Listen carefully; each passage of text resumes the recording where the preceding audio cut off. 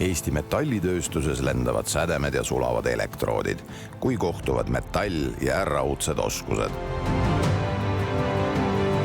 Võistlussaade Rauataltsutajad otsib välja vägevad Eestimaa keevitajad ning paneb nad karmide kohtunike pilgu all proovile meie metallitööstuse kõige põnevamates ettevõtetes ja koolides. Saate võitja läheb koju parima rauataltsutaja tiitli ning 10 000 euro suuruse auhinna rahaga.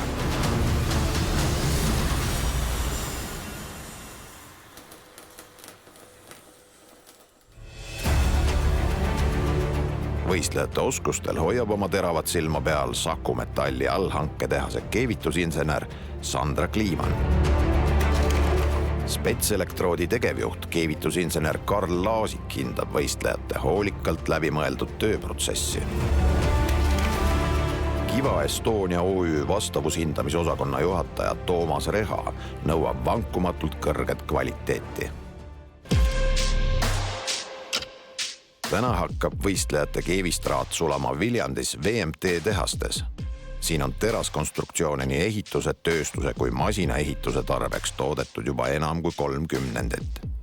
Viimaste aastate silmapaistvaim projekt on olnud Pärnu uue silla ehitus, mille jaoks valmis siinsamas enam kui 1000 tonni sillatalasid. Ja just silla elementi hakkavadki rauataltsutajad siin täna keevitama. Viimase aasta-kahega on tekkinud küll selline olukord, kus on sildasid tulnud rohkem toota. Et oli ka Pärnu sild, siis nüüd tuleb siin Reiu jõele Sindi-Lodja sild ja oleme ka mingeid väiksemaid jalakäija sildasid tootnud Soome. VMT tehased pakub klientidele täisteenust projekteerimisest kuni koostamise ja pakkimiseni. Igal aastal saadame välja lõpptoodangut umbes 7000 tonni. Täna astuvad võistlustulle 3 meest, kes on metallitööstuses tootmisega sina peal. Jevgeni Svetlitšnoi pole koolipingis keevitajaks õppinud, aga on erinevates ettevõtetes kogemusi kogunud juba enam kui 20 aastat. Ma ei hakka siin ülbitsema, et tavaline keevitaja olengi. Keit Kell on kutseline keevitaja ja rahu ise. Talle meeldib ennast uutes olukordades proovile panna. Võib-olla kõige rohkem panebki abistama see, et pole varem niimoodi võistlusena nagu keevitanud. Ove Oppe on tänastest võistlejatest noorim, kuid omandanud juba teadmised nii toidutööstuse toodete keevitamisest kui metsatehnikast. Et midagi ei ole võimatut. Mehed on joonel valmis. See tähendab, et võistlus võib alata. Tere tulemast saatesse Rauataltsutajad. Teie tänaseks ülesandeks on valmis keevitada sillaelement, mis tõesti kannab. Konkreetsemalt osa, mis kinnitab silla jões oleva samba külge. Selle näidis on siin.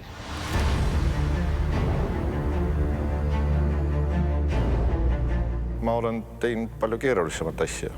Nagu midagi keerulist siin ma ei näe. Konstruktsioon on täpselt nii tugev kui tema nõrgim lüli. See on silla oluline osa ja peab olema veatult toodetud. Tundub, et on just see nurkõmblus, mis mulle meeldib teha. Me jälgime täna teie tööprotsesse, hindame 3D mõõtmisega ja visuaalse kontrolliga. Teil on aega töö tegemiseks 3 tundi.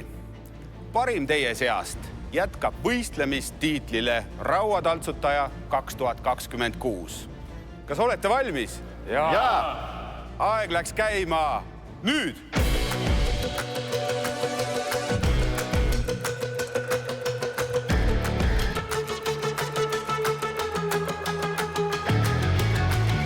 Selliseid töid ma pole siis pool aastat teinud, aga eelnevalt ma olen kokku puutunud küll paksuravaga.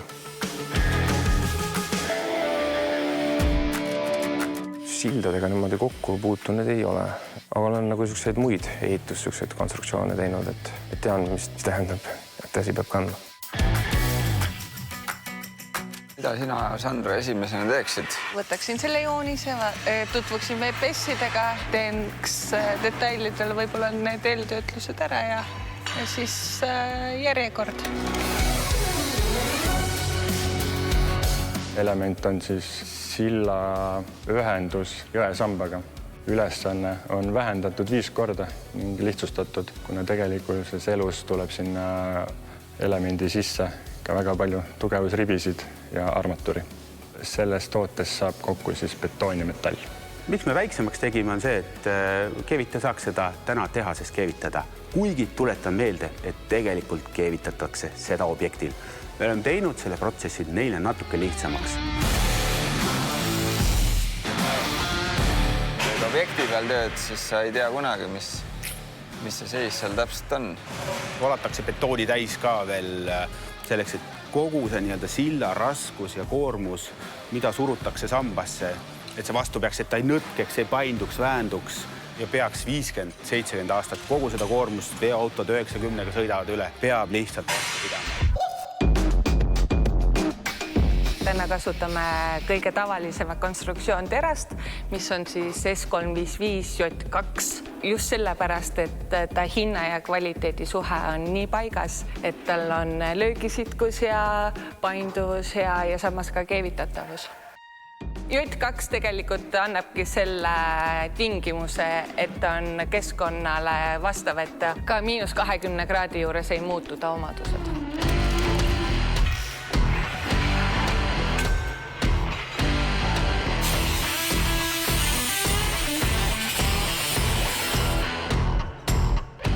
Näed, mehed lähevad kohe käsipidi kallale. Tundub, et plaan on valmis. Oleme siia sisse ehitanud ka mõned nüansid, mis võib-olla joonises kohe välja ei paista. Mõned liited vajavad eeltöötlemist enne koostamist. Keevitaja peab sellest aru saama. Põhiline trikikoht on plaadi äär, mille faas tuleb üle vaadata ja aru saada, et see tuleb üle lihvida, et tekitada ühenduskoht, kus saaks teha täieliku läbikeevituse. Lisaks peavad võistlejad olema eriti tähelepanelikud elemendi nurkade osas, sest on mitu kohta, kus ei tohigi täisnurga poole püüelda. Tuleb leida mingi baaspind, eks ole, ja meil on ainult 2 sirget baaspinde, siis siit tuleb alustada seda ehitamist. Nagu maja ehitamine ju. Selleks, et kõik allasendis teha, tuleb teda 6 korda pöörata, käänata. Selleks, et teha vähem pöörata, aga siis tuleb see PC asend teha on 4 pööret.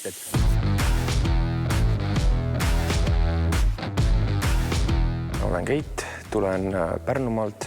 Huvi keevitamise vastu oli nagu juba noorest east, et peale põhikooli sai õppima minna. Ja olen praegu selle eriala juurde jäänud. Nagu. Vaatad, kuidas mingisugusest nagu sellisest metalliunnikust saab selline vägev toode nii-öelda. Et see on minu meelest kõige lähedam asi. Keevitamise kõrvalt aega üle jääb, siis käin vahest jõusaalis rauda tõstmas. No, kui mina oleks Keit, kes kirjutas, et ta on suur jõusaali huviline, siis ma võib-olla teeks 6 pööret. Et tuleb enda tugevustele mängida. Igapäevaselt keevitangi selle Miigma keevitusega, et poolautomaadiga. Hetkel teen selliseid rõdupiirdeid nii-öelda. Need on tellimustööd ja kõik on sellised jooniste järgi ikkagi. Tal on selles mõttes suur eelis, sest mina ja Ove, me oleme mõlemad digikeevitajad nagu. Esimest 2 detaili panin paika, et nende järgi juba saan ülejäänud detaile ka panna paika. Puhastamine, kõik on tehtud. Ja nüüd koostamine ja sellepärast kontrollimine ja keevitamine. Minu nimi on Jevgeni ja keevitaja olen rohkem juba kui 20 aastat. Et mitte kogu aeg ma olen keevitajana olnud. Ma olin ja katusekatja monteerija ja tööstuslik alpinist, aga ikka tulin keevitusse tagasi, sest mulle meeldib metalliga töötada. Igavat on teised tööd minu jaoks, erialaharidust mul ei ole. Aga on päris palju kogemust, olen peaaegu kõike keevitanud alates poolautomaatist, praegu keevitan tiigiga alumiiniumi. Nad on palju erinevad mustast metallist. Täna saame teada, kuidas nii-öelda kutse ja teoreetiline ettevalmistus peab vastu kohtumisel praktikaga. Aga näiteks Ovel ja Keidil mõlemal keevitaja kutsed, ehk siis nendel on võib-olla teoreetiline ettevalmistus isegi parem. Ma hakkan vaikselt kokku punktima. Ma vaatasin põhjaplaadi faasid üle. Tegelikult peaks olema täielik faas. Tegelikult oli veel paar millimeetrit oli nii-öelda jäetud siia ruumi. Ma tõmbasin natuke juurde. läbikeevitus oleks korralik. Selle läbikeevitamise kindlustamiseks on mitu erinevat viisi.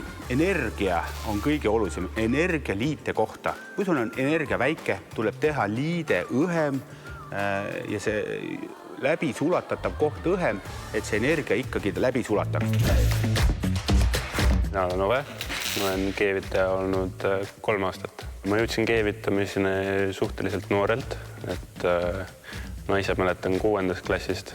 Vend oli läinud juba Soome keevitajaks tööle. Eks see inspiratsioon tegelikult vennast oligi. Ma olen Viljandis pärit, ma olen õppinud Viljandis ja see on mu kodukoht. Hetkel ma tegelen rohkem mööbliga, metallmööbliga. Keevitan siis tiigiga, enamasti käsipuud mingi huvitava kujundusega. Ehk siis roostava 3x6 terasest, et enamasti need lähevad laeva peale, ehk siis need peavad olema happekindlad ja poleeritud terasest, ehk siis kõik töö, mis sa teed, see peab olema hästi ettevaatlik.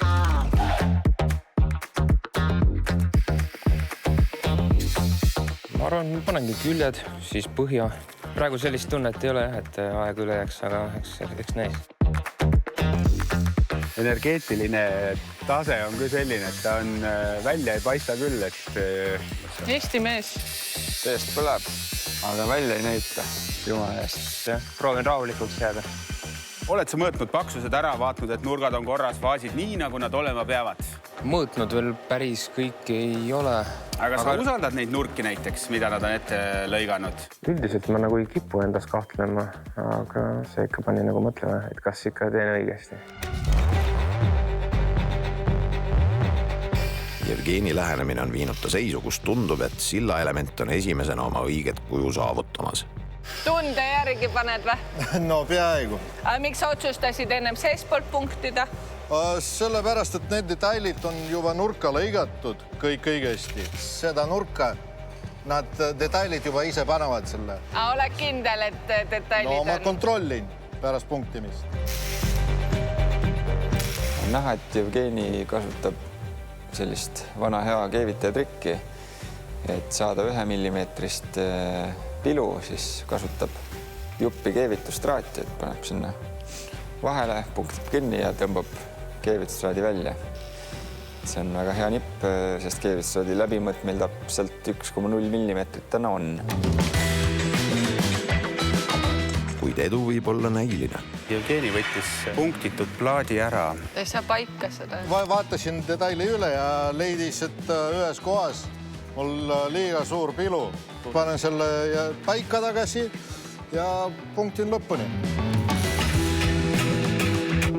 Pigem tasub ikka 9 korda mõõta ja 1 võrra punktida. Sest iga selle punktiga sa ju kasutad seda materjali ja rikud enda selle keevisõmbluse aluspinna stabiilsust. 1 punkti pidin lahti võtma, et nurk paika saada, muidu on kõik hästi. Rahulikult võtta, aga ma loodan, et liiga rahulikult ei lähe. Me oleme läbi selle hooaegade öelnud, et VEPS on selline kõige olulisem töödokument keevitusmaailmas. Mis asi see on ja miks ta selline on? No siin on näidatud, mis liide on, kas on põkkõmblus või on nurkkõmblus ja käpa positsioon on ju. Ja siin on praegu BB ehk põranda asendis. Ja siin on sketšina toodud, mis on selle keevisõmbluse suurus, mida siis me ootame. Et keevitus korralikult välja tuleks, siis on toodud keevitusmasina parameetrid, kus on ette antud keevitustraat, selle läbimõõt, keevitusvool. Poolautomaatkeevitusel meil on siin kasutusel Mison 18 teada-tuntud gaas, 18% CO2 ja ülejäänud on argoon pluss natuke on siis ka lämmastikoksiidi. Moodsas kerges balloonis, kuhu mahub suurema rõhu all rohkem gaasi, ehk siis võtab vähem ruumi, ta on kergem, kompaktsem ja moodsa ekraaniga, mis näitab sulle, kui palju aega sul on jäänud selle ballooni täiega keevitada.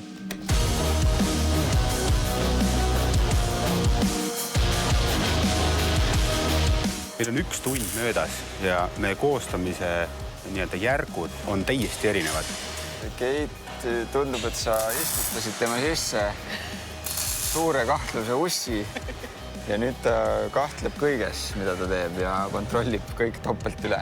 Sandra, ka Ove kasutab hoopis teist koostamisjärjekorda ja skeemi kui näiteks Jevgeni.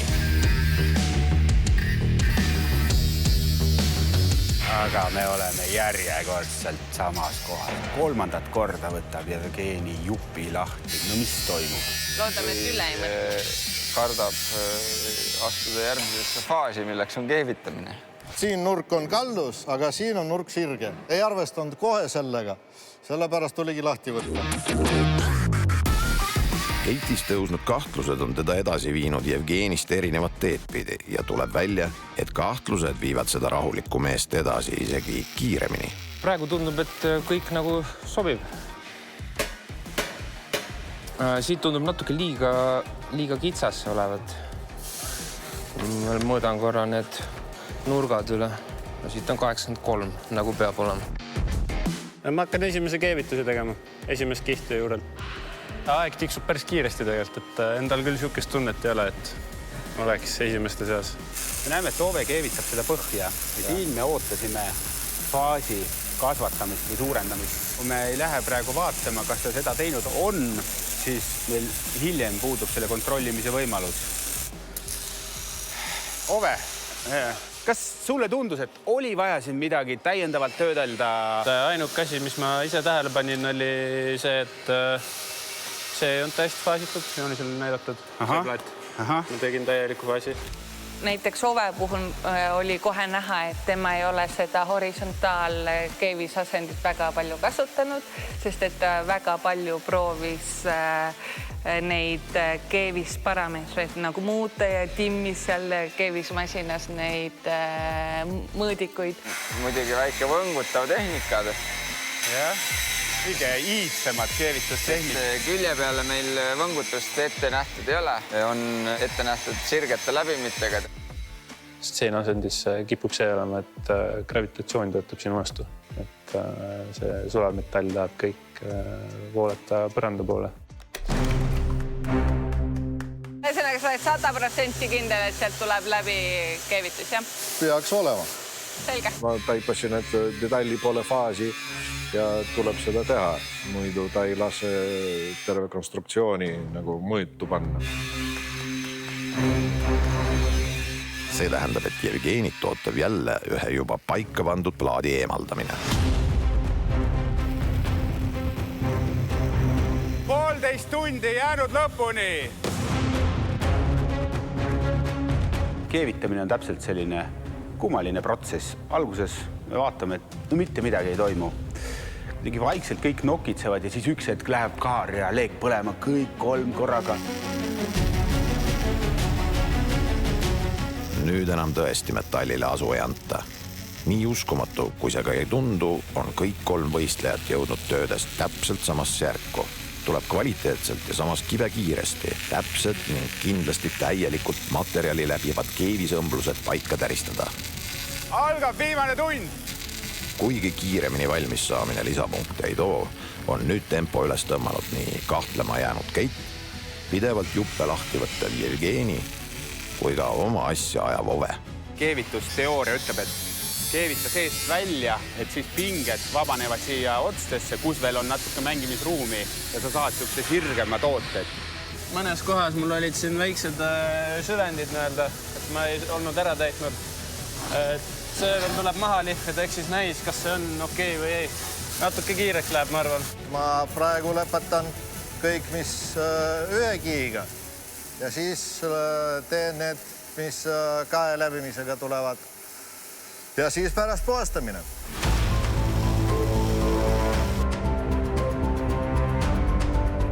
Lõpp sunnib kõiki tegema võimalikult pikki keeviseid. Võib see omamoodi jälle põhjustada seda nii-öelda pinget, deformatsiooni ja kuumaks minemist. Ikka õmblusega sa pead nagu suutma seda õiget asendit hoida ja kogu aeg nagu edasi liikuda ja eks muidugi oleneb, kuidas õmbluse kõrgus sobib. Praegu on see küsimus, et kas siis kaatitid on piisavad.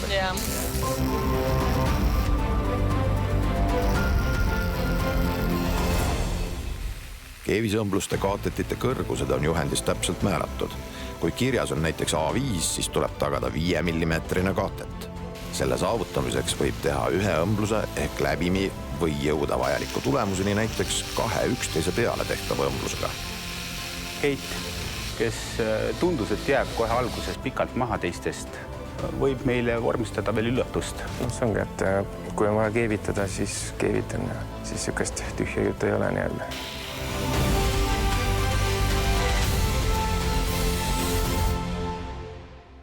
Ove on ikka pannud kõvasti rohkem traati kui teised siia. Tal on muidugi kõvasti rohkem maha kukkunud ka. Kuulates teiste tööhääli selle aja lõpus, siis tundub, et läheb tuliseks. Ma arvan, et on minutite küsimus, kui keegi ütleb, et on valmis. Näiteks nüüd. Valmis. Fikseerisime aja. Jevgeni on otsustanud töö lõpetada mitu minutit enne kella kukkumist. Kas tõesti on kogemus täna kutsetunnistust võitnud?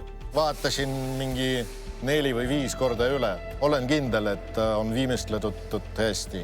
Siis tuli ikka meelde üks asi, mida unustasin kindlasti. Joonise peal oli nõue märkida oma nimetähed ja vot need ma ei teinudki. Aga juba ütlesin, et lõpetasin ja detaili juurde ja enam ei saa. Ove sai ka valmis. Oled kindel? Jah, ma olen kindel. Mõned asjad võib-olla, kui teeks uuesti, siis teeks kohe algusest teistmoodi. Keit on säilitanud sisemise põlemise, mis väljapoole ei paista. Ja temagi on lõpetanud enne, kui aeg läbi saab. Näeb välja samasugune nagu joonise peal. Alguses on vedama, jah, aga ma arvan, et pärast tulid õmblused juba päris okeilt välja. Siin mingite kohtade peal oli vaja seda läbikeevitavust, et siis sai nagu peale keevitada. Ehk sobib siuke lahendus. Hindamine alaku. Pealt näha on kõik hästi hakkama saanud. Nii et võib päris tuliseks minna. Kõigepealt vaatame siis Ove töö üle. Üleüldine visuaal on hea. Ei taha ei pragusid, poore, pritsmeid ka ei taha. Küsite, miks? No pritsmed võivad hakata põhjustama korrosiooni eluaja jooksul. Sild peab olema 70 aastat, 100 aastat seal paigal ja seda riski võtta ei saa. Need peavad olema A5, aga ma näen, et üks koht on madalam ja on A4. Mida ma näen? Me rääkisime, et see koht peab olema läbi sulanud. See on meil kriitiline defekt, -3 punkti, siis 1, 2, 3, 4. Tuleb välja huvitav paradoks, et see, kes teeb palju, teeb ka palju vigu. See peab olema A4, jah? Just. Aga on 3,5. Vaata, siin on näha sellist lainelisust ka. Just. Et me panime tähele, et ta keevitas niimoodi edasi-tagasi võngutades. See ilmselt võib olla sellest. Need kohad on meil liig kõrged. Nüüd siis Jevgeni töö. Õmblus on A5. Kahes nurgas ikkagi on meil seda kokkusulamatust.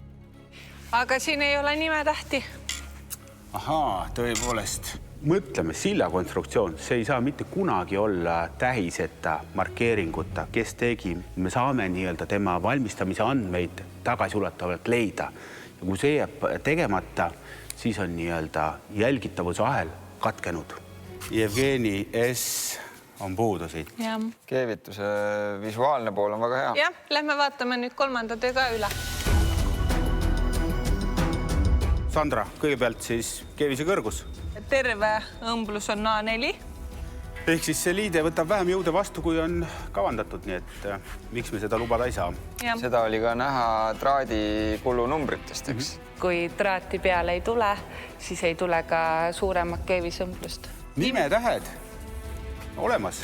Oota, Toomas, aga mulle tundub, et siin on mingi nutikas lahendus olnud. Ai, vana kaval Keit. Teisel pool on ka. Et ongi nii, et juur ei tulnud läbi ja ta keevitas lihtsalt sinna uue õmbluse, et oleks kokku sulamine. Ja mis ei ole keelatud, on lubatud. Lubatud rikkumine. Üldine visuaal on okei. Kuna see element on kõver, natuke kaldu igat pidi. Arhitekt tegi, teeme veidi kaldu. Siis me mõõdame seda elementi 3D skänneriga. Ei hakka mõõdulindiga ega nihikuga mõõtma, vaid saame mudeliga võrdluse, kes ütleb, sinul on täpsem, sinul mitte. 3D skanneerimise tulemustest on näha, et tegelikult deformatsioonide ja koostamisega on kõik väga hästi hakkama saanud. Kõikide võistlejate tööd olid näidisega üks-ühele. Võistlejad, teil kõigil oli 100 punkti, kuid iga viga, mida me leidsime, võttis punkte maha. Läbivateks vigadeks olid täitmata servavahemikud ja liikkõrgused. Ove, sinu töös oli ka alamõõduskeeviseid. Kokku said sa -23 punkti. Sul on alles 77 punkti. Jevgeni, me ei tea, et see on sinu töö. Nimetähed puuduvad ja selle eest võtsime maha -3 punkti. Sinu keevised olid kõige ühtlasemad ja toode ilusti mõõdus, aga leidsime liikkõrgust ja otsest sulamatust. Kokku said -18 punkti ja järelikult on sul alles 82 punkti. Keit, sinu A5 keevis õmblused olid alammõõdus. Esines ka sisselõikeid ja kokku sulamatusi. Samas olid sa nutikas. Sa asendasid läbi keevituse kahepoolse keevitusega. Seal me ei andnud sulle miinuspunkte. Sul on kokku 83 punkti. Nii et pinge on endiselt õhus. Esimese 2 võistleja vahe on ainult 1 punkt, aga ka Ove on 6 punkti kaugusel ja kõigil on võimalus võita, sest purustav katse toob puuduva läbikeevituse korral kaasa -10 punkti. Ehk katsetame, tooge saak siia.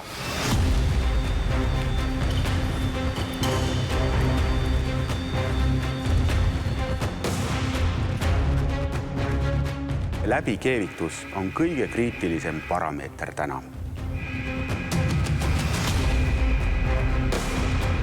Me ei saa hinnata vahepealset olukorda, kas on läbikeevitus, mis annab 0 punkti või on läbikeevitamatus, mis annab -10 punkti.